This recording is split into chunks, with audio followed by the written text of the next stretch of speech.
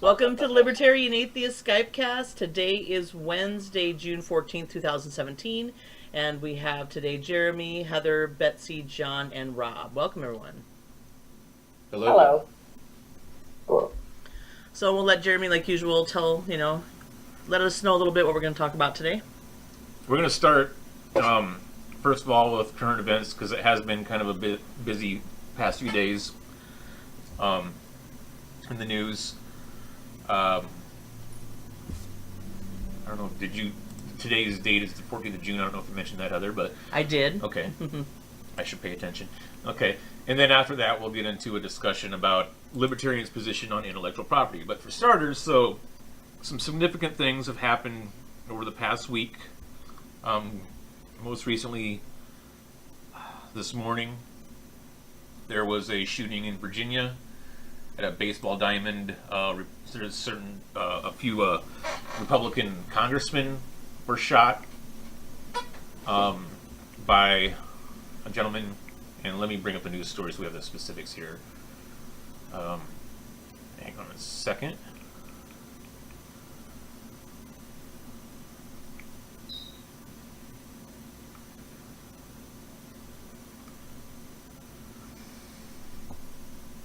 So these congressmen, they I guess socially have a baseball team or league or what have you. And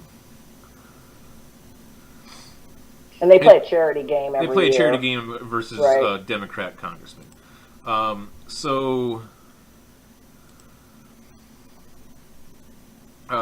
Congressman Steve Scalise, who's the majority whip, he was one of the victims. I believe the two people that were shot are going to survive, if I'm not mistaken. I think so. It was the gentleman who shot them was a Hodgkinson. Let me get his first name here. The shooter. His name is James T. Hodgkinson. James T. Hodgkinson. Thank you. And one of the first things that came out is that, and this is basically by the news media taking a look at his Twitter and Facebook accounts, is he was a hardcore Bernie Sanders supporter. Bernie Sanders has since come out and denounced the shooting, obviously. But the assumption is that this is politically motivated and that he was angry at Republicans and wanted to retaliate. Right. Now, I guess one thing that I thought about today is if y'all recall the knife attack on the train in Portland, I guess it's over a month ago now, right? The Jeremy Christensen in Portland. The one that he's absolutely not a Bernie supporter, despite what his Facebook page said? Well, he was a Bernie supporter during the campaign, but then there's also evidence that shows that he kind of switched to Trump. Well, good luck proving this one. Right, so...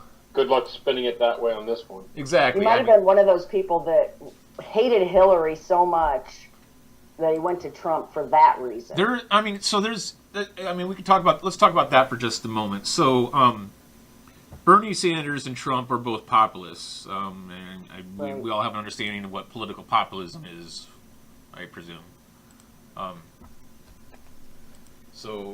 Populism is kind of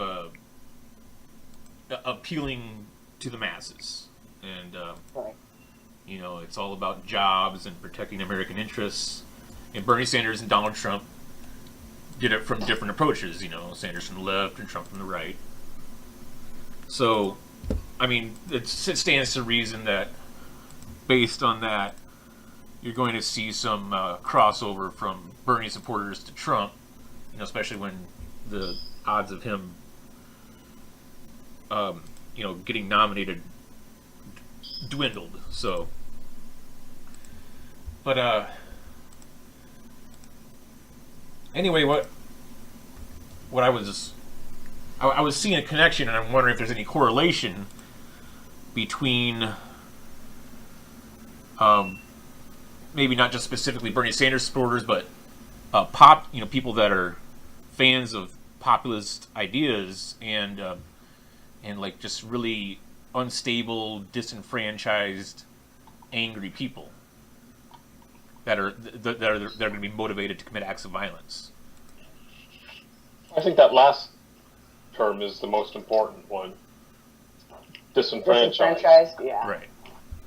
You know, people go to populists not because they go to populists because things aren't working. Mm-hmm. You know, so the country already kind of has to be in desperate straits for the populists to get elected in the first place. So, I don't know. So I mean, or the populists need to convince people that there's a problem. That's one other aspect of it. it's true.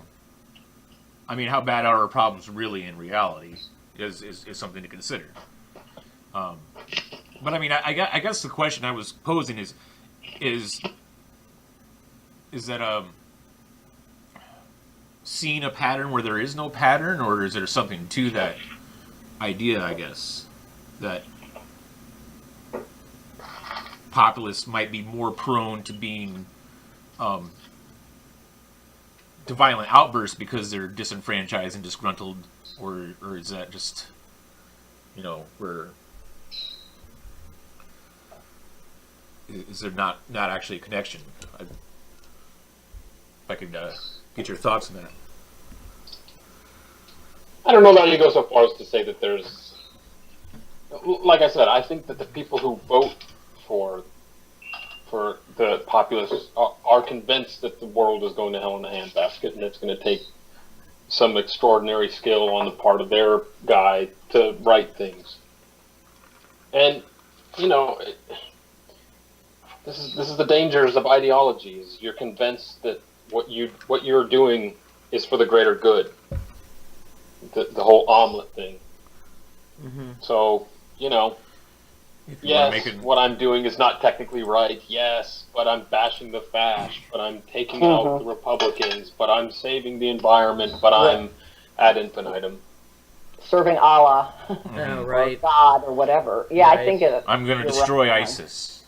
I'm going to drive out the Mexicans or the brown people or whoever's invading my country and changing it from the way I remember it. Mm-hmm. I mean, Saving my culture. Yeah. Defending the West single-handedly. Protecting our way of life. Yes. I mean, I think one thing they share in common is that they either created the idea that there's a problem, convinced people that there's a problem, or they took advantage of extant problems, then convinced folks to be angry about it. They developed enemies that could be attacked, and also proposed solutions. Yep. That's something both Trump and Sanders did. That's exactly right. I was talking to Heather last night, actually, about wealth and comparing today's wealth to 100 years ago. Now, it's true that wealth disparity now is there's a pretty wide gap between the top earners and then the rest of us. But also, and I can't remember if it was 100 or 150 years ago, and I honestly don't remember the source, but basically the claim was being made that somewhere between 100 and 150 years ago, people lived on $1 a day. And you're thinking, well, that's $1 in their money. No, that's in today's dollars. Mm-hmm. And I don't know anyone, including myself, who probably most definitely qualifies as working poor, who lives on $1 a day. We live on much more than $1 a day. Mm-hmm. Well, but we have to, because we have to literally pay for everything that we own. People 100 years ago grew their own food and made their own clothes, and they didn't have electricity, and they just they got their water from a well. It's completely different than it is now. So I think that the better standard to judge this by, when you're talking about standard of living, I think that the better metric is how long does it take to buy something. It's not so much okay. So how long does it take you? How long will it take you to work to buy a car? How long will it take you to work to buy a house? How long will it take you? And of course, that's not an apples to apples comparison either. It's like saying, how long will it take you to buy a computer in 1980 versus how long will it take you to buy a computer now? Well, I mean, they're both computers, but the capabilities of them are astoundingly different. So, but I still think that overall, that's a much better comparison. So, and then you can use that. Maybe it's more useful comparing something that hasn't changed all that much. So, how much does it cost? How long does it take for you to earn an hour of electricity for your house? How long does it take to earn enough money to buy a gallon of milk? Such, so on and so forth. And right across the board, I mean, it's ridiculous how much. There's a Matt Ridley's book, and he's talking about how long it took to get an hour of light. And in the days of oil lamps, it was pretty darn high. You know, it was like well, first was candles, and that was about a day you would have to work, and then oil lamps, you'd have to work 12 hours to get an hour's worth of oil. You know, I mean, that's what your labor would go to. And then came electricity, and then the incandescent bulb, and so on and so forth. And now it's just literally like 30 seconds, and you can get an hour's worth of electricity for a LED bulb. So has the wealth disparity increased? Sure. But I think that's a bad metric to look at it by. I think the better metric is, you know, how long does it take you to buy product X? The wealth disparity, I mean, is the thing that Sanders ran on. That was one of his big things, the 1%, the millionaires and billionaires. You know, so I mean, going back to what Rob mentioned was perceived problems is kind of the platform of the populace. You know, kind of drumming up hysteria when there's not a real crisis in effect. So here's my problem with that then. I get really upset when people go, the wealth disparity, the 1%. And it's like, and forgive me, but bitch, please. Yeah. You are the 1% of the planet. It's true. You know, Yeah. I mean, who the hell are you to say, the wealth disparity? Look at Africa. Look at South America. Yep. Look at most, or not most, but a good portion of Asia. And then tell me, while you're tweeting on your iPhone and you're blogging on your MacBook Pro or whatever, you know, MacBook Air, tell me about how rough your life is. Tell me about how the 1% are trying to strangle you. I mean, just shut the, you know. Yep. It really upsets me. It really makes me angry because I agree. if you hold your principle to be true that the 1% needs to be forced to share, then what's to say that how are you going to stop the UN if they come in with this argument and go, hey, Americans need to give their wealth to the third world? Yep. How are you gonna say no? That's not appropriate. No, that's not productive. No, if you hold true to that belief, then put your money where your mouth is and start giving 98% of your salary to the third world. That's a good point. We have, just a couple hundred miles of ocean separating us from Haiti, who is one of the most poorest and most devastated countries on the planet. How many Americans are going to be willing to give up a portion of their income so that they can be brought to a level that's equal to our standards of living? I don't think there's going to be. I don't want to say the number is zero, but it's not much higher than zero. So, well, you have to look at the reason that that country has stayed in poverty. I mean, it's hard to. I wouldn't want to pump a bunch of my own money into a country that can't apparently have any political system or any kind of organization that allows people to independently prosper. I mean, you know, it's like throwing. I want to make sure that my donations are going to somewhere that is going to get the best, most productive use out of them. And there's tons of Americans that go to Haiti, my sister-in-law included. She's gone there 3 times and paid. She's a doctor, and she's gone down there for 2 weeks at a time and done free medical care, and nothing changes. I mean, yeah, the little baby that comes that's skinny and has an infection, maybe she can give it an antibiotic, but that baby's still probably never going to thrive. And so it's not so cut and dry that the third world is in the condition it's in simply because of inequities, you know? Well, I mean, there is something to be said for their infrastructure being devastated by a series of earthquakes and hurricanes. Right. So it's But even not before entirely things, their fault personally. right. No, but it's a complex situation, you know. It isn't just give them material goods and then they'll be like the U.S.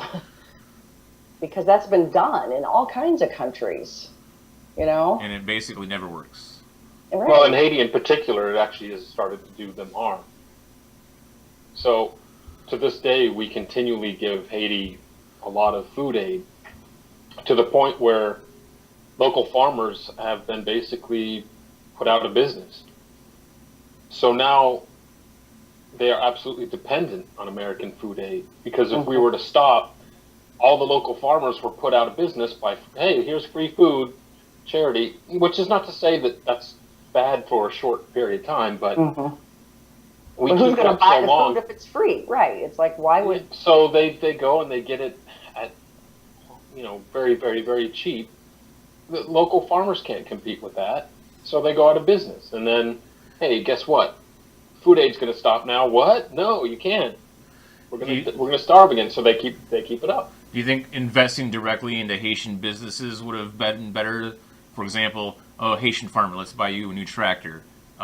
Haitian construction crew, let's buy you new tools and materials for building. Who's going to invest? It depends. Who's investing? The government? Well, I mean, of course, the government is obviously is. That's who's sending the food. That's who's sending the food. Yeah. No. So that also applies to Haiti, because we have been trying to get their coffee business off the ground for a long time, and we send them a great deal of equipment. We send them a great deal of means and machinery to deal with making coffee. And to this day, they make relatively crap coffee. Right? I mean, it's no. I'm not referring to its quality. Okay, what I'm saying is that they don't. It's in their best interest to always be needy. So if they ever start producing a decent crop, then they're cut off. So from their perspective, the best option is to remain needy and stay on the dole. Yep. I mean, they built a factory, and then the U.S. went in, built a factory, a coffee production factory, and then they have yet to hook. I mean, it's been 10 years, and they have yet to hook this thing up to the electrical grid. So it's just sitting there rusting. Oh my gosh. Taxpayer dollars hard at work. And if you grow coffee, what you do is when the tree gets to about head height, you start trimming it so that it doesn't grow any taller, so that it puts all of its energy into the crop and not to growing. They don't do that. They let it grow. And so it produces about an eighth of the coffee beans that a regular trimmed tree would make. That's not because they don't know this. Well, I think profit-focused investment is what's important there. That's where you'll generally see a good return. And if Right, they but are expected to produce coffee in a successful manner, in a competitive manner, then they can go ahead and get away with doing what you're talking about. Well, and that's exactly right. It's like then the government's never going to do that. The government doesn't expect a return on investment, and investors are not going to invest in that place because of exactly what Betsy just said. The government policies on property rights and the like are turning away foreign investors. It's So a highly they're risky, screwed. it's terribly risky investment. And why would you do that when there's other opportunities around the world for a better return and more guaranteed return? So, I mean, we could take tons of these countries and analyze them in a similar way. And it's sad that the people are stuck there. But a lot of it is their governments and the crooked leaders, So, So we've digressed enough for a moment. Back to the, Steve Gleacy shooting. Shortly after that happened, there was a editorial at CNN's website. It says the Steve Gleacy shooting has already become a political football. For example, Virginia Governor Terry McAuliffe mentioned that there are too many guns on the streets. So it didn't even take a day for that to start coming up. right. So I mean, I don't none of us are surprised that it was instantly politicized. I presume. No. I mean, it would be kind of expected given who the targets are. Yeah, they're politicians. How could it not be politicized? Right. Mm-hmm. But you're going to have a hard time getting the guns on the streets one to stick in this case, because my guess is none of the people that were shot at are going to complain about guns on the streets. Right. Or blame this on guns. And chances are pretty good that the shooter acquired those guns legally.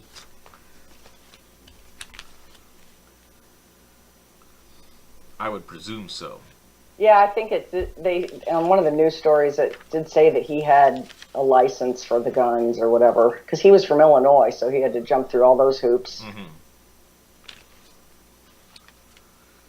Mm-hmm. Another bit of trivia about James T. Hodgkinson is he volunteered for the Sanders campaign in the state of Iowa, which is across the river from us, so that's kind of close to home, I guess. But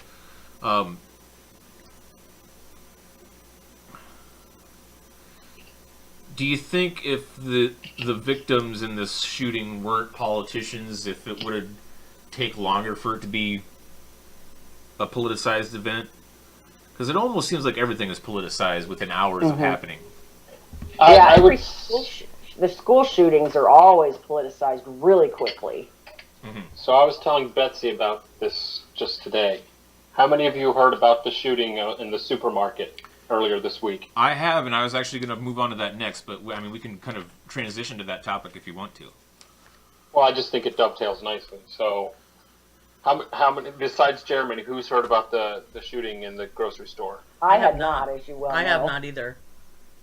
Okay, so, Jeremy, I don't know if you wanted to say or I can say. I have the article up in front of me here. So it was a Pennsylvania supermarket in Tunkhannock.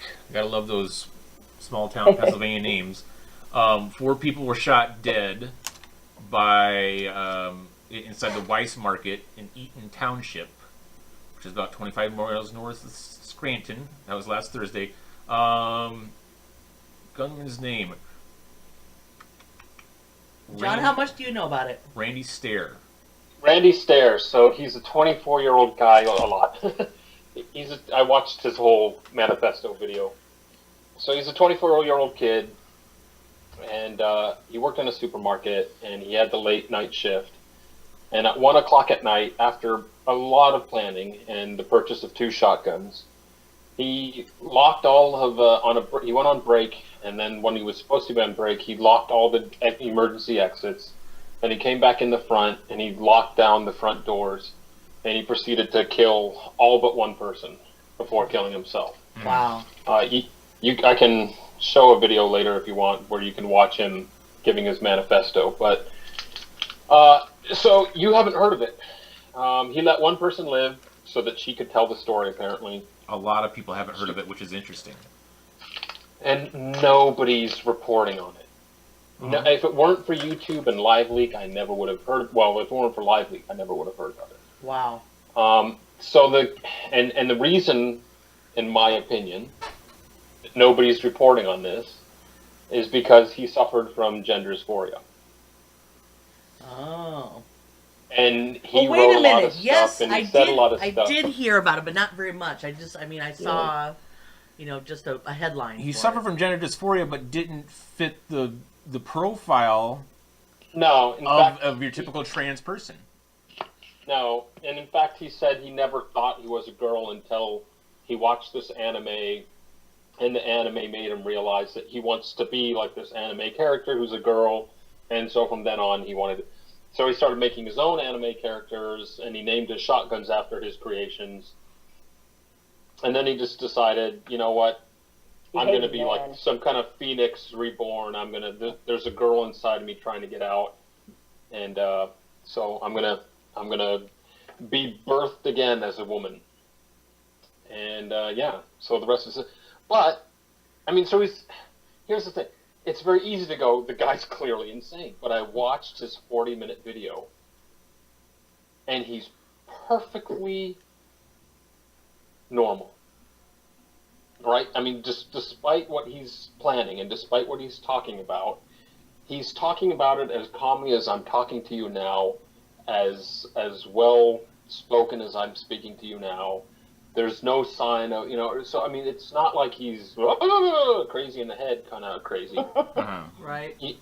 For lack of a better word, he's just decided that this is what I'm going to do, and he's telling about how he got this idea, and you got to hear how I came up with this, and here's how I thought of taking care of this situation, and it's very methodical, very thought out, but he's not talking about it like you would expect in your mind's eye, this. He's talking about it like he's discussing what he's going to get for dinner tomorrow. Yeah. It's just plain matter of fact.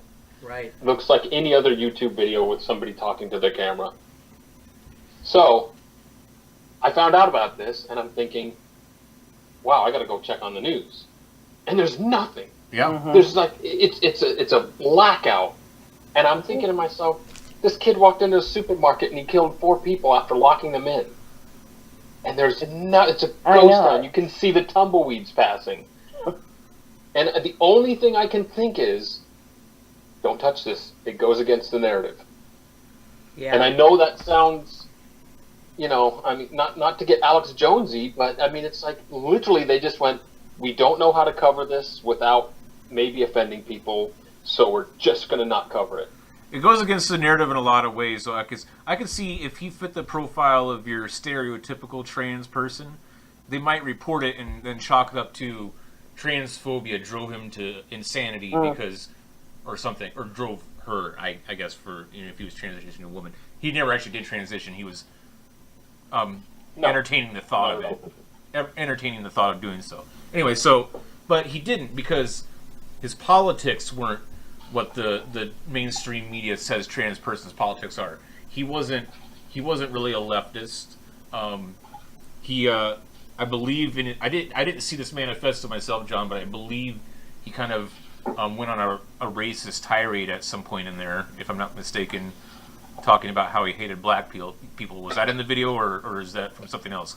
I didn't see that in the one that I saw. The one I saw was the one that he posted just his last video. I believe it was actually a blog post, now that I think about it. So a blog post, or Facebook post, where he explicitly said that I hate black people.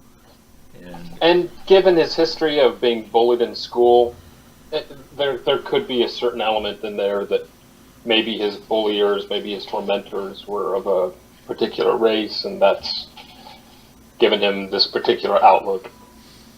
Because, as you would expect, he's scrawny as all hell. I don't know how he held the shotgun and fired without it knocking him on his ass.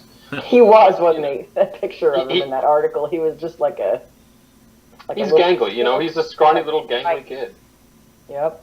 And he killed only men. I mean, he had this hatred of men. No, he didn't. No, he didn't. He didn't? He killed a 25-year-old woman and a 63-year-old woman and a 47-year-old man. Okay. He did explicitly state, though, that he hated men. He did also say that. You sent me, it did. I don't recall him saying whether he hated men in particular. I know he said he hated being a man. Yeah. But I don't think he hated men. I mean, the source I'm using is because I learned about this the other day when I watched a Sargon of Akkad video on the topic. He did a video on it? It was part of his This Week in Stupid, I believe. But he can't have been, because This Week in Stupid is on the weekends, and this happened on Monday. It happened on the 8th, which was last Thursday. Okay. Oh, okay. Never mind.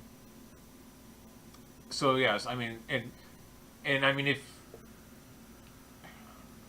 mean, honestly, I can't consider myself a Sargon of Akkad fan because he grates on me occasionally. But his videos are always really well sourced and cited. He does his research. So, I mean, I did double check a few of the sources, but not all of them. But one of them is when it was like a Facebook post or a blog post where the shooter talked about how he hated guys and hated men, in addition to the hating black people. So, I mean, the whole point I'm making is this: he was definitely not a typical transsexual person. So, what I mean is, like, if he was your stereotypical trans person, I don't think the media would have had any problem reporting it. But he did, like you said, it's all about the narrative, and this guy was kind of an enigma. Well, how do you think that he destroyed that then? I mean, wouldn't the fact that he's not progressive in his values be something that they could run with? It complicates things, though, because how can you? I mean, I guess I'm saying, why would it? Let's say he were your typical trans person, and he went and he did this. Wouldn't that even be more third rail for the news to cover? Well, I mean, wouldn't they then be accused of being, they're fear mongering and hate reporting and whatnot? Well, I mean, like I mentioned earlier, they could have spun it as a sad story of a trans person who was driven to the brink by being bullied, and I mean, they could have went through with that angle. This guy his ideas are all over the place, and I mean, I haven't watched his manifesto, so so when you take everything as a whole, he's probably not as coherent as he would come across in that video. Right. He's a complex character, and complex people don't make good news stories. Really, They don't fit into the little slot that they want them to, Yeah. So Actually, here's it kind another of issue reminds me of Elliot Roger.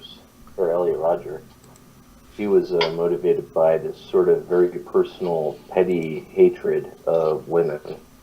Yeah. Which killing was he? I can't keep up with all. What did he do? The one who did the Facebook video from his car about the one that killed the school shooter. Okay. Oh, yeah. He was tired of being the friend zone guy. Right.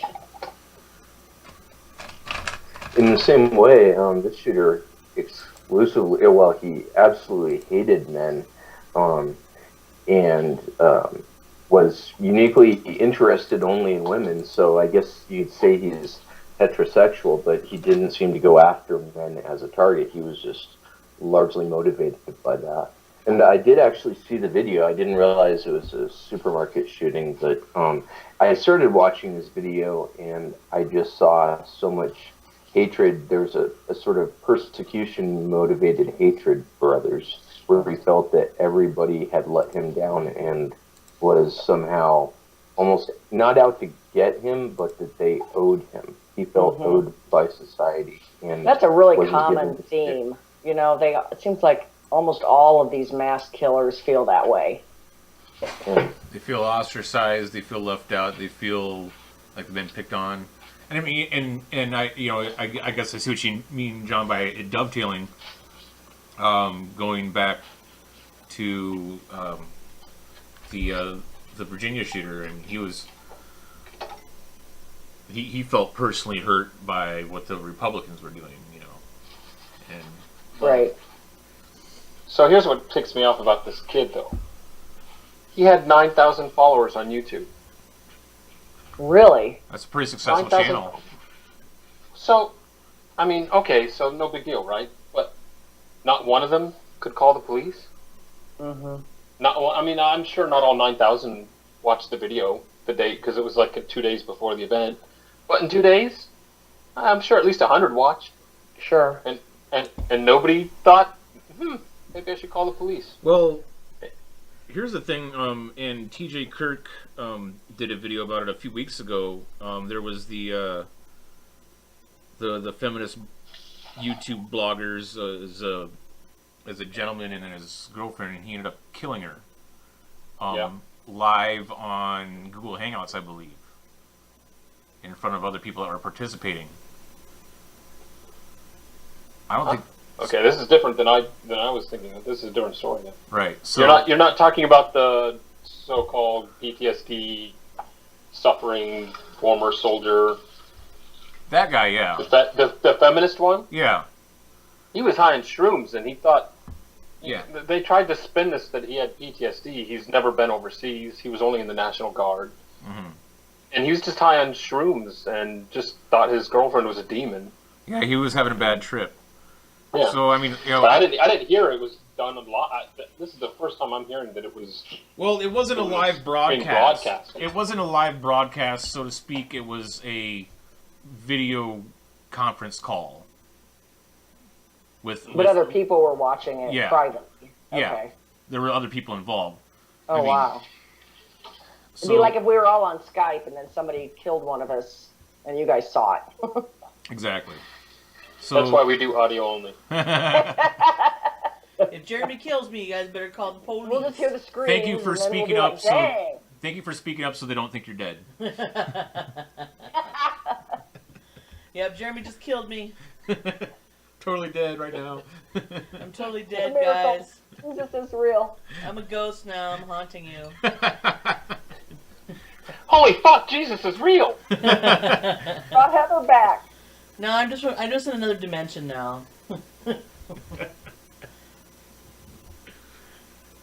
This is no longer Libertarian Atheist Skypecast. This is Libertarian Woo Skypecast. We're going to talk about crystals now. Yeah. Woo. Where was I going? I was going with that. I guess. Well, okay, John, you mentioned like how come nobody called the police when he released his manifesto, and I guess it's not exactly the same thing with the case of the guy high on mushrooms because that was all in real time. What good would have you done? Skyping with these people from across the globe to call the police, like, hey, I'm over here in Germany, but somebody in the United States just killed their girlfriend. Who are you going to call, and what are they going to do about it? I guess so. Maybe that wasn't. It's too late, right? I mean, Yeah. it's already happened. Whereas this thing, if he gave that manifesto, a couple days before he did it? Yeah.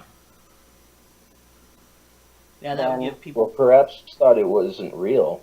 It Right. was just a fantasy.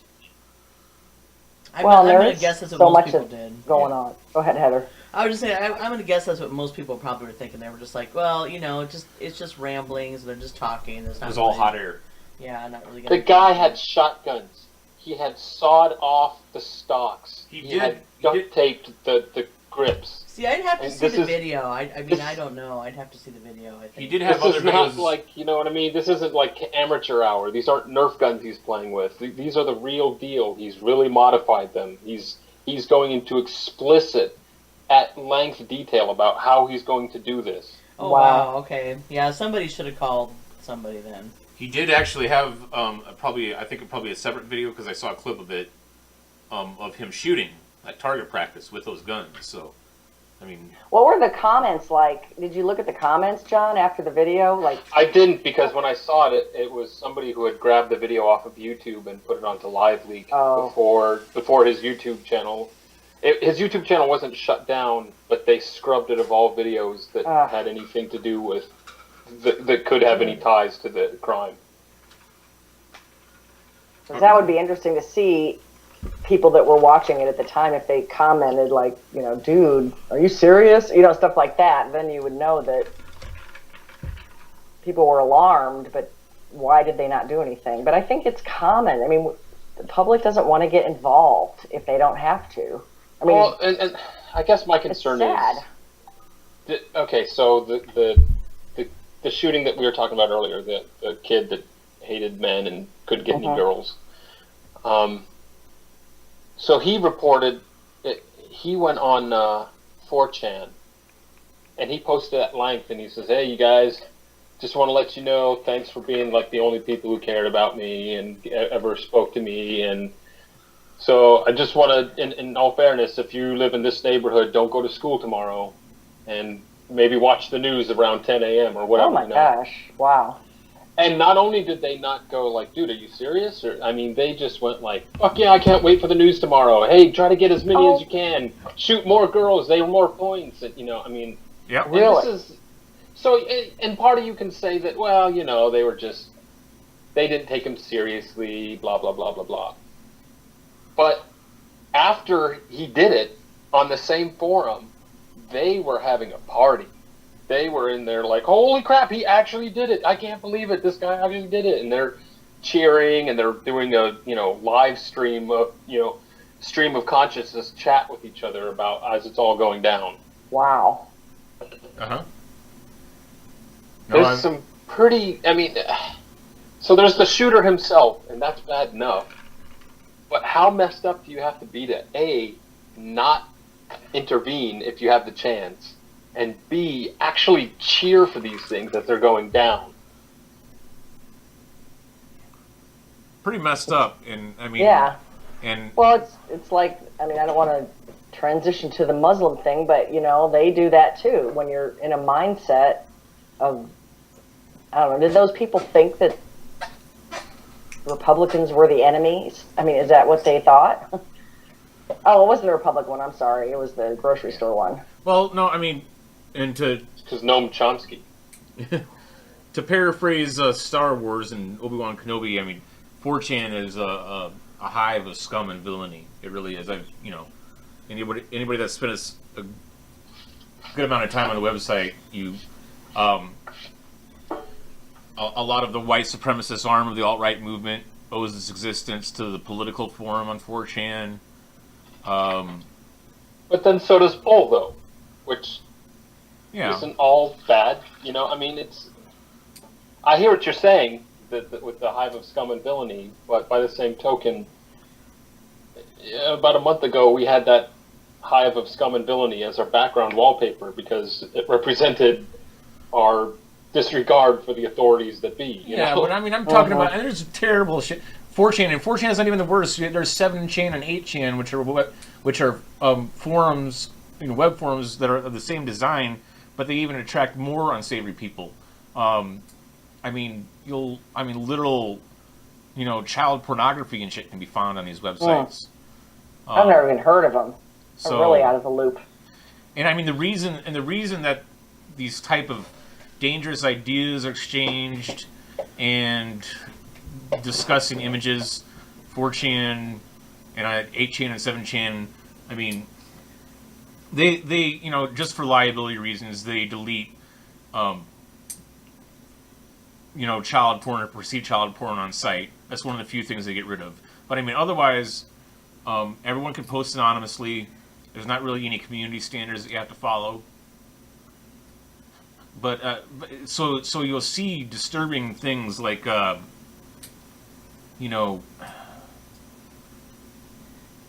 clips, stills from ISIS beheading videos, lots of horrible gore photographs from industrial accidents. The type of people that those websites attract and that use them regularly, they got a screw loose probably. Okay, so I'll play devil's advocate. I don't visit 4chan, but I visit LiveLeak. I will occasionally go to, what's that one, Ogreish or something like that. Okay. Or Gore. I frequent those websites. I watch those videos. Mm-hmm. To me, it's, how shall I say it without making me sound like a potential killer? To me, it's not therapeutic. Isn't the right word, but it's like inoculating myself against it, I guess is the best way I can describe it. Okay. Well, I know what's on 4chan because I've visited that website quite a bit. I haven't checked it out in the past several months, but it's because I know from experience. I have a lot of morbid curiosity about things in general, and honestly, there's good things about those image board forums. If you're looking for the best memes on the internet, you want to go to places like 4chan.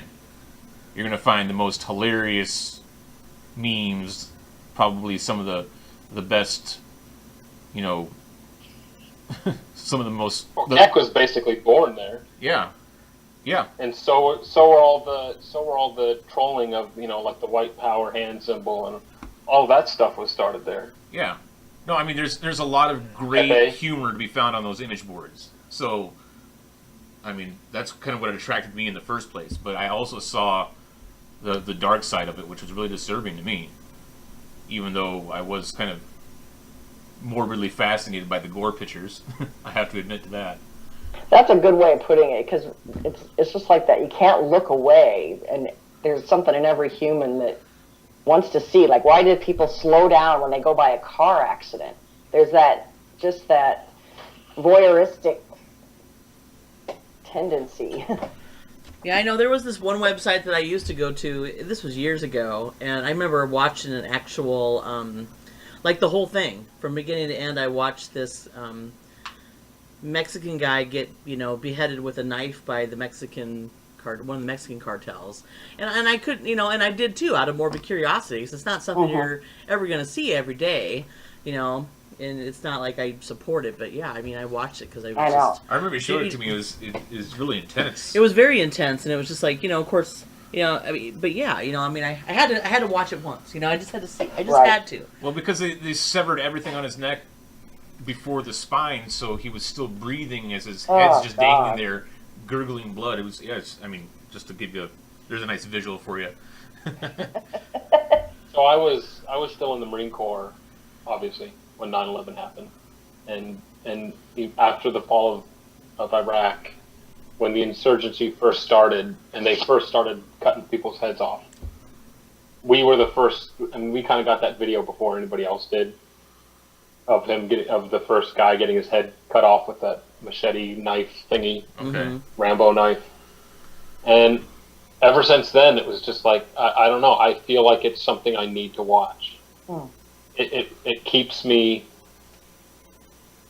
I don't want to say grounded, because it might actually make me ungrounded, but it helps me understand that, yeah, the world is, I mean, we live in the West, and somebody cuts you off in traffic and you flip out and go into a tirade, but there's places in the world where they want to cut your fucking head off with a knife, right? And they'll do it. And they'll do it. And to me, it's important to not shy away from that, to look it in the face. Yeah, I agree. One of the effects an effect of a site like that is that for as much as a lot of people are going to gravitate out of curiosity, you'll also have would-be sociopaths just, joining in with one another, and they develop their own community.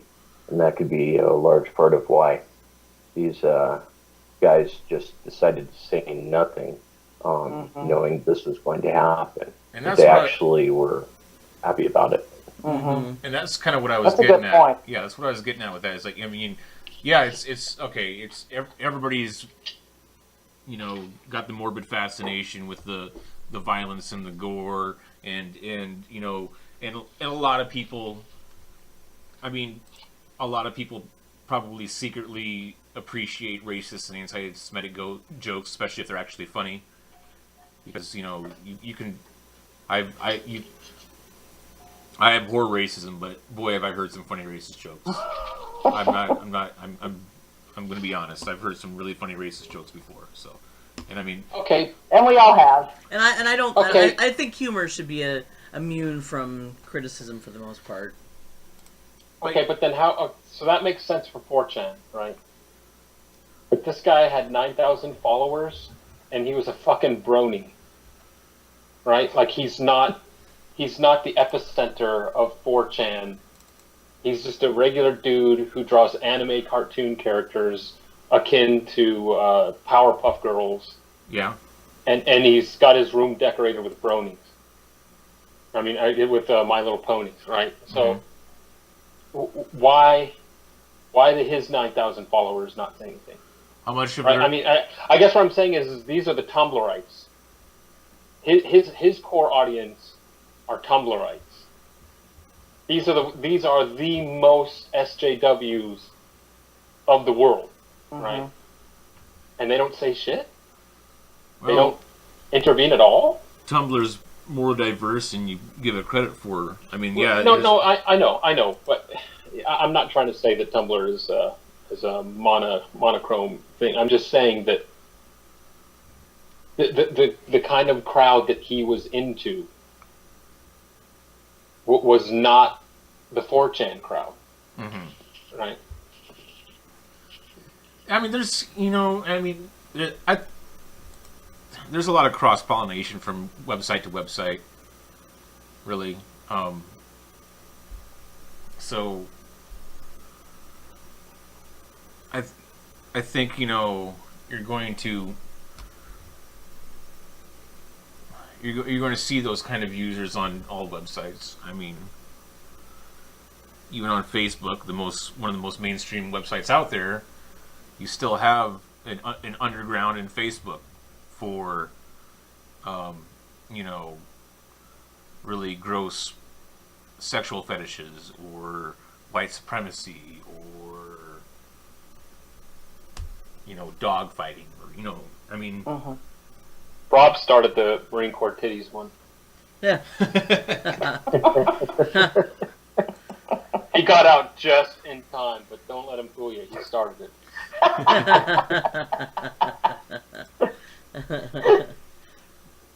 I guess the point being is, like, these sites. Yeah. There are too many sites out there where we're just going to end up seeing this developed with, billions of people on the planet will, end up having a number of extremist channels that others just aren't going to notice, and they'll just operate in broad daylight, and we could have, school shootings being planned right now, and nobody's saying anything because the entire community following a given channel is for it. And that may have been a bit of what contributed to this. Yeah, Right. absolutely. There's probably a few reasons, really, and all of the ones that we've discussed, I think, are probably part of it. But I also think, I've seen, I've read about this phenomenon before. People just don't want to get involved. Like, there was that famous story of that woman who got murdered, like, outside of her apartment building, like in New York City or something. Yep. And like so many people heard her screaming, and nobody did. We're looking anything. out the windows of the apartment building. Yeah, and then nobody did a thing about it. So. And that was what, back in the '60s, I think, or '70s or something. It was a while ago. And people haven't changed that it's much. been several years ago. I mean, if you were on YouTube and you saw that guy or wherever he was, it's a lot easier just to shut your computer or turn your phone off and go to bed. You know what I mean? And think, oh, he's not going to, or don't not even think about it. Or think somebody else is going to do something. Right. That's a good point. So it's not a good excuse, but it's the way it goes. I mean, hardly any of these incidents do get stopped by someone informing authorities. Well, to be fair, hardly any of these incidences are fit this bill where they're true. being planned in real time online, though. That's true. Oh, so I looked that story up, and it was Kitty Genovese. She was 28 years old, 1964. She was stabbed outside her apartment building in Queens. 37 to 38 witnesses saw or heard the attack and did not call the police. Wow. That's a lot of people. That is. Yep, the incident prompted inquiries into what became known as the bystander effect, or the Genovese syndrome. Genovese. So, yeah. What did the guy? You know what they tell you? You know what they tell you if you're being raped or you're being attacked? Never cry help. Cry fire. Yep. Oh yeah, that's right. Because then people will actually be concerned. Yep. Well, I mean, obviously, if someone's on fire, then you're thinking, "Oh crap, I'm going to be on fire if I don't get help." So. Also, if there's an emergency and you do need help, like there's an accident, it's important to actually identify a single individual and point to him or her and say, "Call 911." Don't just say, "Somebody call 911," because everybody will think that somebody's going to do it. Right. And just not do anything. Just pick somebody out of the crowd. Yep, that's good. Okay. Hey, Heather, also, was being that? in these communities. Oh, sorry. No, go ahead. That's all right. Well, also just these people can sort of create this sense that what they're observing and what they're going through is perfectly normal, just because if you're in a room, if you're literally in a room with 100 other people and they're all doing the same thing, that's what seems normal to you. And it's the same thing online, where you feel desensitized to what somebody's threatening, what they're going to do, just because, hey, that's nobody else thinks it's a big deal. They think it's cool. Hard to go against the crowd, and we all take feedback from our social circle, about things that happen, Right. and then that influences how we react or how we think about things. So that, I think that has a lot to do with the way that Antifa operates. They seem to all feel that what they're doing is normal and trying to beat people up or prevent them from, just driving through the street. They just all reinforce each other's this is perfectly acceptable behavior, and there's nothing unusual about what I'm doing. Yeah, they feel like violence, by any means necessary. That's like their mantra, the motto. Mm-hmm.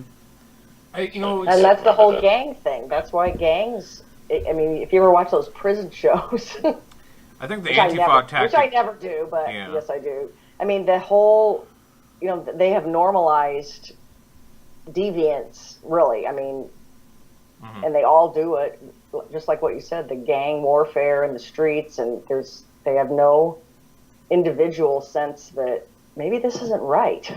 Right. Now That goes there's back to the standing milgram experiments. John, you're sounding all warbly. John's turning into Darth Vader again. I'm sorry. Can you hear me now? You're still very distorted. I can hear you, but you sound like you're buzzing. I will never join the dark side of the Force. I was saying it brings to mind the standing milgram experiments. Yes. Oh, okay. Yeah. Will you electrocute the guy in the other room even though he's screaming not to? Oh yeah, I remember that. The Yeah. authority person tells you to keep turning. It keeps turning it up, and you just obey. It's group think and that whole thing. Yep. We all think that we're so independent, but we just don't know if we got in those situations how we'd act. Yeah, groupthink led to the Challenger. Groupthink led to the Challenger explosion too. Oh, did it? Yeah. Ultimately, yeah. So. Management discouraged engineering from raising red flags. Yeah, about those O-rings, because the engineers were okay with that. Eventually, they just went along with it. Yep. Yep. Do you think we should have John disconnect and reconnect before we jump to the next topic on intellectual property? Well, we're at 2 minutes before we're done with the Skypecast. Oh, that's right. You wanted to do. Yeah. Okay. Well, we could do actual intellectual We can property take some that. other time. So we can. John, are you there? Okay, is that any better? Oh, there we Yeah, go. there we Perfect. go. Yeah. Yep, that's better. Okay. Well, we can go till 8:30 if you want to do intellectual property. That's fine. That's fine with me. Yeah. Mhm. Okay. So yeah, the other thing we wanted to cover is intellectual property. Arguments for and against it from a libertarian perspective. So let's see here.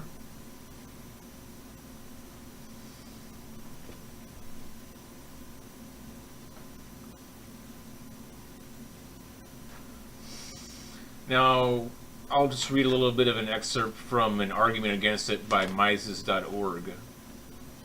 Jesus. Mises. My apologies. What?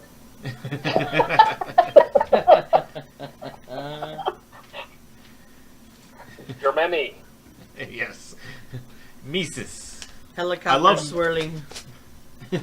I hate Mises to pieces. That's what Sylvester the Cat would say. So the article basically talks about the patent process, and then there's this part here. So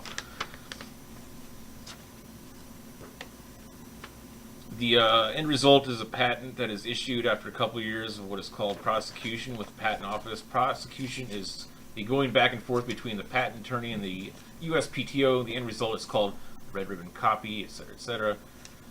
So it becomes part of a company's patent portfolio. Now, with the results of the patent system itself, the results are distorted research, protectionism, wealth transfers, and enrichment of the patent bar. So basically, this is an argument against intellectual property and industry. And I think that's probably an easier argument for people to accept. A lot of people don't like the idea of intellectual property in relation to drugs, or genetically modified crops, things like that. Mm-hmm. Where the topic gets more dicey is,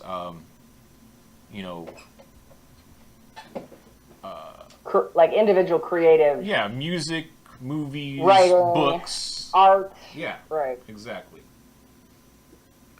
So what did you guys talk about today? what did we talk about? Did you expect? Well, I mean, just throughout your day, you had unique thoughts to yourself, right? Yeah, for sure. And you shared them, right? Yes. And I Not did- all of them. Well, the ones that you thought were worth sharing, you shared, right? Okay. Did you expect financial compensation for the creative output of your mind? No, and I mean nobody, and we could kind of put that in the framework of social media. We all do what you're talking about on social media pretty much daily. Right. In fact, we're making Facebook. We're doing it right now. Yeah, in fact, we're making Facebook or Twitter or whatever platform you use lots of money by just doing stream of conscious talking about whatever we're feeling. Right. They're profit. So property rights exist because property is scarce, right? Like there's only so much iPhones to go around. There's only so much nickel to go around. There's only so much copper to go around. Scarcity is why we have property rights. Ideas are not scarce. Ideas are infinite. Ideas spread. You can't have well, Thomas Jefferson's quote, if I have a candle and I use my candle to light your candle, I don't lose my flame. I still have my candle lit, and now you have your candle lit too. Ideas cannot be copyrighted. There's not a scarcity of them. That's my take on it. I mean, there's a lot more to it than that, but that's my fundamental fallback is that you cannot copyright something that cannot be stolen, right? Like this is why I hate when people go, "Oh, you stole my idea." Fuck off, I mean, it's like you're using a language that was developed because everybody agreed. Hey, that word sounds cool. I think I'll use that word too. And here we are now, and we have Shakespeare, and we have all these words at our disposal. And then you've got Trump saying "you're fired" is copyrighted. It's lunacy. You cannot copyright ideas. But can you own an idea? No. Okay. So let's say you do. Again, if it's intellectual property, first you have to show me. If you're going to prosecute me, first you have to show that I stole it. Right? Do you still have the idea, or did I go in Inception-like and I took it out of your brain and now you don't remember what your idea was anymore? No, you still have it. Well, so nobody stole Was it. that necessary? My point Why would is that be necessary, though? Because in order for something to be property, it's to avoid theft. But I cannot steal an idea. I can Not copy the necessarily. idea. I can put it in my brain, but you still have the idea. Right? Like, Well, let's say that I have a valuable idea, and that So I'd can like we- to use it to make money. Do I have the right to say to somebody, "Hey, I have this idea. It'll make you money, and I'd like to go ahead and sell it to you"? sure. Are you saying I don't have the? Am I selling something there's no value to it? No. You have the right to do that. Of course you do. And if you're Microsoft, you have the right to make it very, very difficult for people to get at the code or anything that's of the sort. No. If No, I you're have- not selling. You're not selling the idea. You're selling the transmission. Okay, so what about so Heather just put out a book a few weeks ago. What if somebody buys the book and then just turns it into a PDF copy and throws it up on Pirate Bay or whatever? And So that one's more complicated. So I'll start with the band situation. Somebody makes a CD, and it immediately gets ripped and it's up online and everybody just downloads it for free. Mm.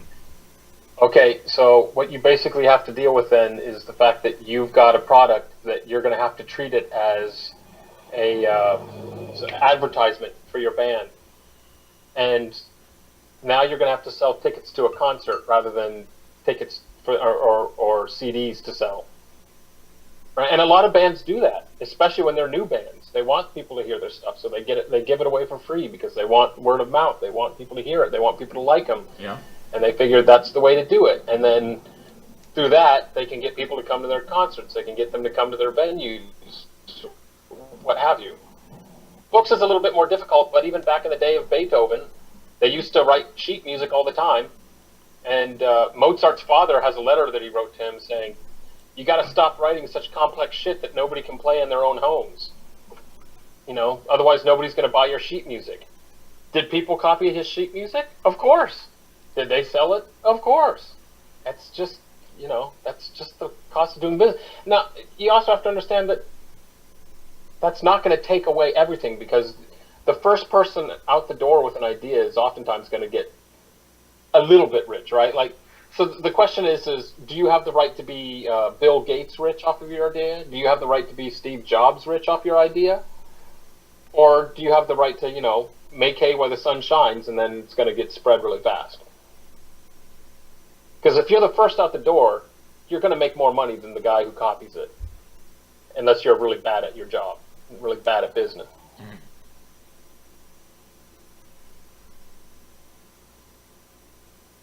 Somebody else talk. Yeah, I was or unless you're Nikola Tesla. Well, of course, he wasn't very good at business from a lot of accounts, honestly. So Thomas Edison was just taking advantage, which he was prone to do. So, but I'm with you, John. I mean, I don't think, for the most part, intellectual property is a valid property right now. I mean, before we were recording, Heather, I mean, you had something to counter against that. I mean, that's why I brought up your book. All I said was, yeah, I mean, things like that. I mean, you know, if I write a book and, you know, it's you know, it's my story, you know, so. Mm-hmm. Okay, I mean, so let's say somebody thinks your book is worthy of stealing, right? That means you have talent as a writer. Maybe somebody recognizes that. Maybe you say, "Hey, Hollywood, want me to be a script writer? I'll write, or I'll work on a draft for you." Or, you know, people can come to you. So you're selling your talent now, just like a concert. Mm-hmm. You're selling your personal performance. You're not selling the work anymore. I mean, ultimately, if someone steals Heather's book and likes it, she's gained a fan, which is an asset, even if they haven't paid her for it. And that's why I've recommended that you look into merchandising, things like that. So. Mm-hmm. Because people that are your fans will buy those things, even if they got your book illegitimately. Yeah, but what if they throw it up and start selling it? Then it's just she's not good enough at marketing to have beat them out. I mean, that would be the... Okay, so the next question is how... Let's assume for a second, from a libertarian perspective, that we acknowledge that property rights are a thing. Intellectual property rights are a thing. Let's play that game. Okay. How the hell do you enforce that in a libertarian way? How do you enforce that sans a state? Well, I mean, I don't think that you can I mean, you don't own necessarily intellectual property rights over all your thoughts and ideas. I think, you know, in certain specific instances it's different, because if I create a physical book, then it kind of becomes my property in a sense. You know, I mean, it's not... It is a product of your labor. Sure. It is a product of my labor, that's correct. So, but, you know, just my general thoughts that are floating out there, and ones that I say to other people, I mean, I don't really own any of that. I mean, I put them out there freely for the world to hear, so, you know, I can't really own those. So what about Patreon then? You know, I just have a very loose idea of how Patreon works. I know that, you know, people pay so much for you to then create content, but they pay ahead of time to get content. Right. So that's how they did with I'm gonna totally blank on his name now. A Christmas Carol. Who wrote it? Charles Dickens. Yes. Charles Dickens. Charles Dickens did not write books. A Christmas Carol was not a book. He wrote it as a serial every week, a new That's chapter, right. In a and newspaper. he sold them to the newspapers, and people bought the newspapers to read the latest installment. Yep. Right. Yep. So, and he knew could be copied. So here's the thing: we're talking about this as if it has never been a thing that could happen in reality. Just like the music industry pretended, like before digitization, nobody ever stole music. Like, to hell with that. Everybody had dual cassette recorder. You know, I mean. Oh yeah. The printing press has been able to do this since the beginning of the printing press, right? So I mean. It's not as though it's like so easy as to just go, oh, let's do it. I mean, now it's easier with digital, but this has always been a problem. This has always been an issue. Yeah. And I think that's just something you have to accept. That's the price of business. Yeah. I don't for a second think that that's going to stop people from innovating. No, and I don't either. Like, I mean, I don't have a problem if people, if people would, like, get so many free copies of my book, here and there. I mean, I'm not really going to sweat it, It's not like it's not like I'm making tons of money and it's going to hurt my bottom line or anything at the end of the day. I said, But, if people, I know for my, but it just depends on the person, too. I know for myself, like, I'll listen to free music, but I rarely listen to an album more than one time. But if I do, I make a point of purchasing that album. Okay, let me ask you this. Would you write these stories if you had zero expectation of making any money off of it? Yep, because I already do now. There you go. Because there you go then. I've maybe made $100 or something. Maybe $2 at the very most. Over the whole lifetime of my books. So when I first, but my expectations have changed over the years as well. So, but I would definitely there you still go. write. That same response could be used for in advance of communism with the property that you do honor. Are you going to make any money off of it? I mean, that wasn't what I was. It's just the content matters. Well, yeah, I know that. That wasn't my point, though. I'm not trying to red bait you, but I'm saying how is that valuable in application to intellectual property that it doesn't also exist for real property? Well, first of all, my point was that, like, if people could rip it off, right, and let's say the worst case happened and, like, anybody could rip anything off and they just automatically did. I mean, I don't know about you, but I'm okay without another boy band, right? But that's I want the artists who produce things, whether it be art in the traditional sense, music, painting, I want but that's the people who do that to be the people that would do it even if they didn't get paid. Because those are the people that make the better stuff, by and large. They're not studio produced. They're not, auto-tuned crap. But shouldn't the market decide that? Like, if you happen to not like, New Kids on the Block, that's fine. It's well within your rights to say, oh, they're useless. They shouldn't be out there, etc. But if people disagree with you and their music is selling, no, I reserve the right to kill them. I'm reporting you. Well, go ahead.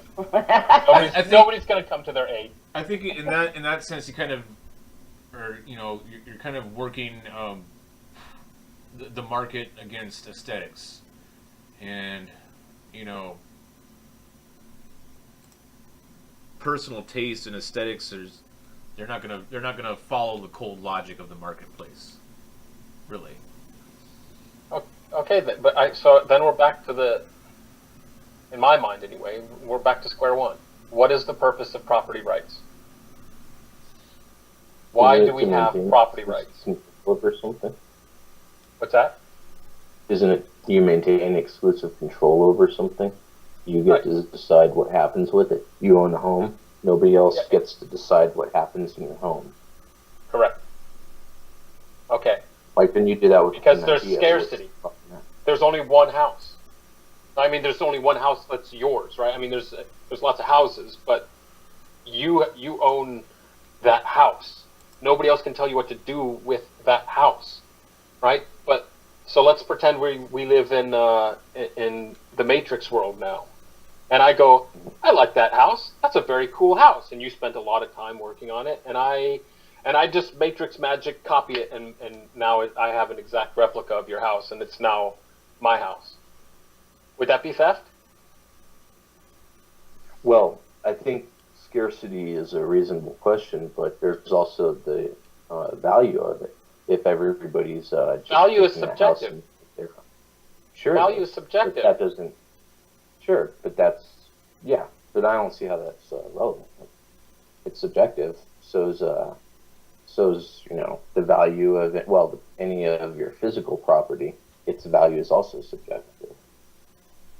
So that doesn't necessarily mean that intellectual property is somehow not valuable. The right to property itself, depending on the circumstances, can be subjective. Really,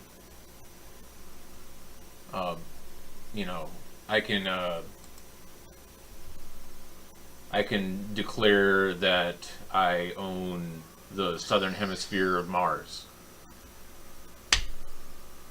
There, I've just said it. It's mine now. Yeah, people have tried that. But generally, people will exercise, control over property. So, you have really, two types of physical property are physical property that you acquire, that you just, like a piece of land, and you're the first to declare control over it and say, this is mine. And then you have property that you create. Maybe you build a workbench or something like that.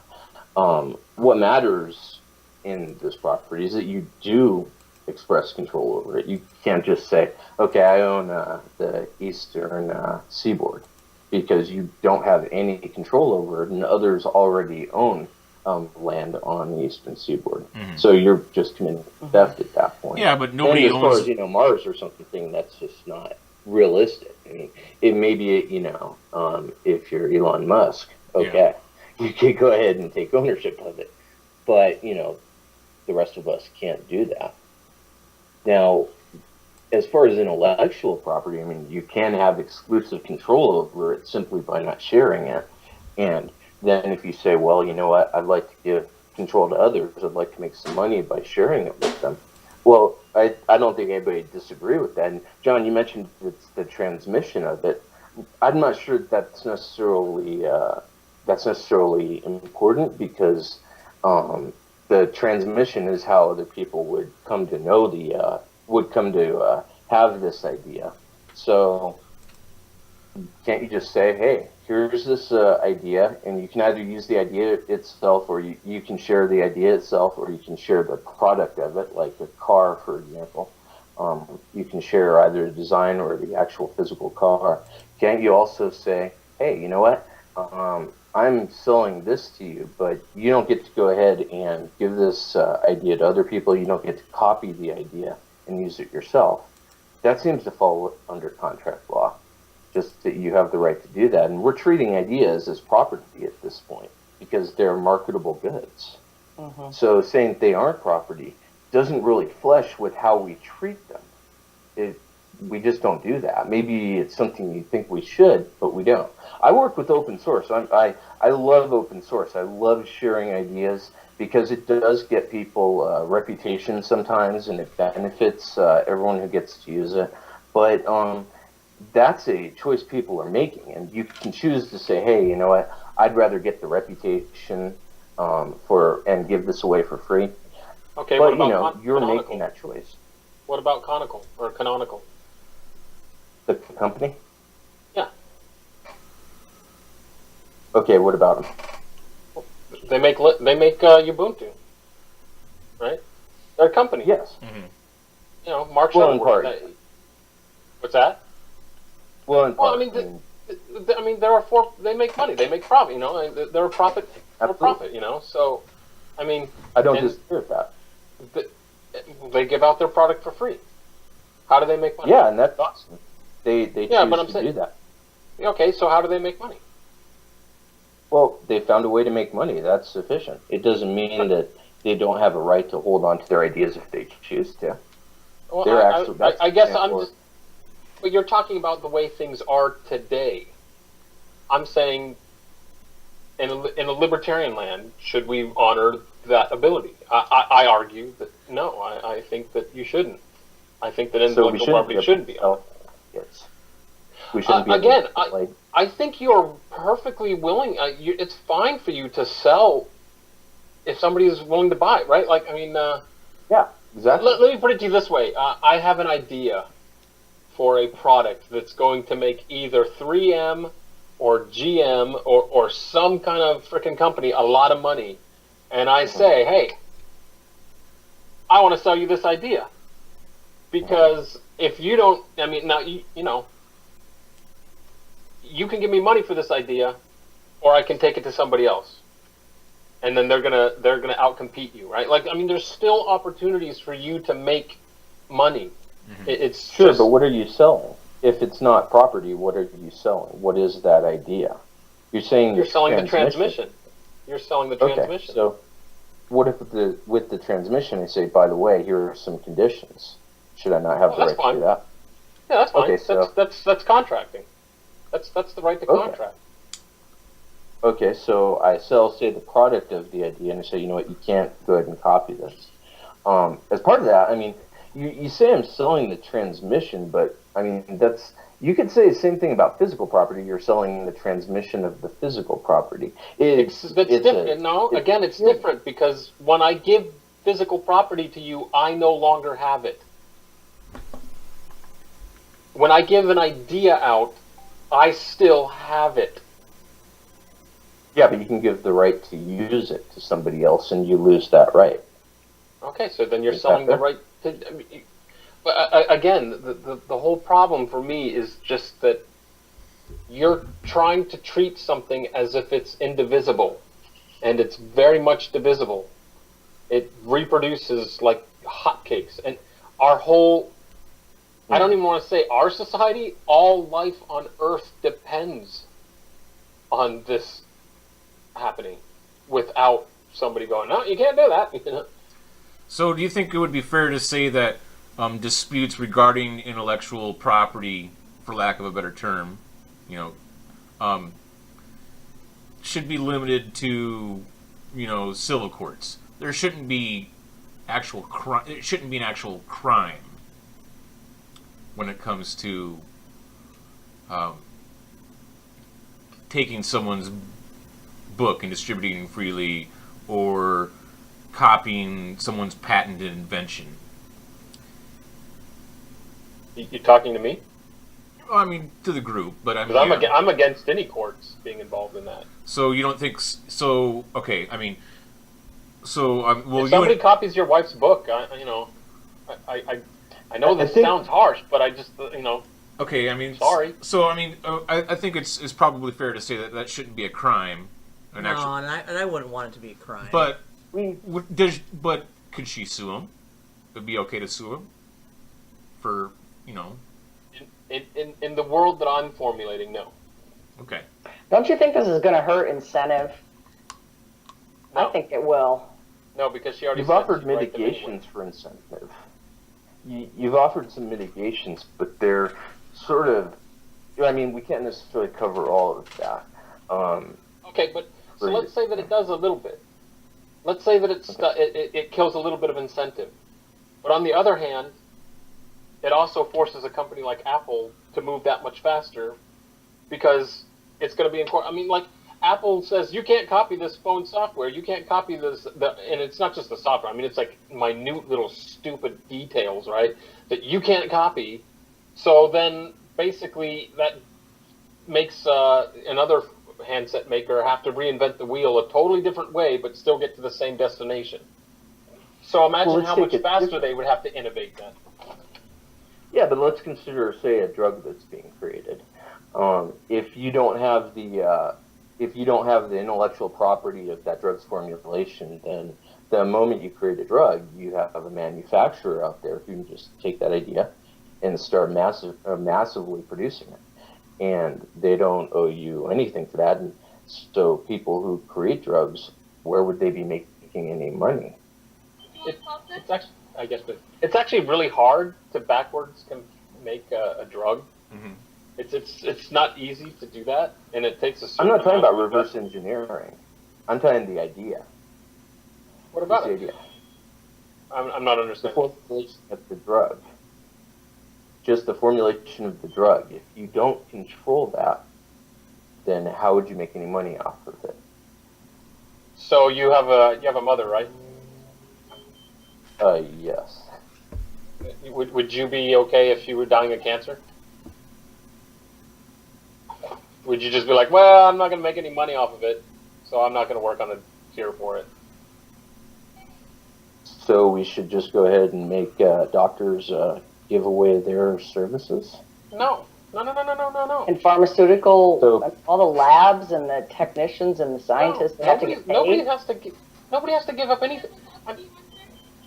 You're giving up the opportunity for people to actually make money off of drugs that they formulate. And there's a lot of People research. sell water, man. People sell water. It comes out of your tap, and people still buy it. People can sell water, and Yeah. how hard is it to replicate the formula for water? Pretty easy, but cancer drugs, have you ever replicated those? I mean, that's complicated. If you have large manufacturers that can put these out and they can just take somebody's idea, then aren't we harming innovation by discouraging the people who are doing the actual research? Because you're saying that their ideas, that they have no ownership of these ideas, that they aren't property. And Right. so if researchers are doing this work and the manufacturers can just take it and start manufacturing without providing a dime to anybody, then So, what reason would they have to continue manufacture or to continue doing research? Wouldn't that Okay. harm that? Okay, so what you're saying is that it would drive the price, because it wouldn't put them out of business, right? It wouldn't. People sell water, and they compete on selling water. What it would do is it would drive the price of the cost of sale down. So they would have to find a way to budget, and of course, killing the FDA would help a lot, but they would have to find a way to make the budget different. Like, they couldn't afford to spend $15 billion on a new drug anymore, for sure. That seems a given. But there are other ways you could bring that cost down dramatically, too. So my point is that they'd still make it. Right? I mean, No, people because still they wouldn't sell do it. water. I agree, John. I don't think you People have still sell I water. know water is something that doesn't require anything, That's my point. but these other things are not known yet. Okay, so So any there's a idiot huge can make a bottled water factory. It takes a lot of capital investment to make a drug company. So I mean, it's not like any idiot on the street's going to be like, I'm going to make my own Viagra. Ha ha ha, Pfizer. okay. So You know what I mean? I want to interject here and say we're about at the hour and a half mark. Let's do some closing thoughts on the topic here then. Death to intellectual property. Death to intellectual property, very clear. I basically agree on that principle. But I mean the conflicting points. I mean, especially from Rob. I appreciate that argument for sure. Anything else that anyone else would like to add? Betsy, actually. No. Okay. I need to think about it, because like I said, I'm not very well versed on it. Right. So I have to give it some more thought before I comment further.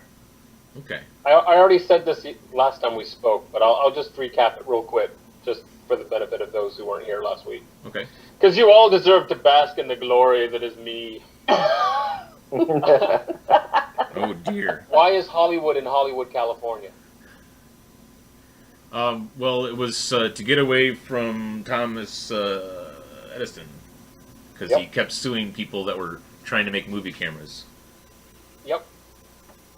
Thomas Edison had the best movie cameras around, and everybody kept copying them, and he kept suing the crap out of them. So they went, you know what's we're gonna do? We're gonna move to the other side of the flippin' country where he has no eyes and no ears, and he won't know what we're doing. Let's go to some place that's really nice and pretty. Let's go to California. Hollywood exists because it was as far away as they could get from Thomas Edison and his copyrights. And now they exist today to smash people over the head with their copyrights. And with their leftist thinking. Well, that about concludes our Skypecast, copyright 2017, Libertarian Atheist Productions. If anybody, yeah, exactly.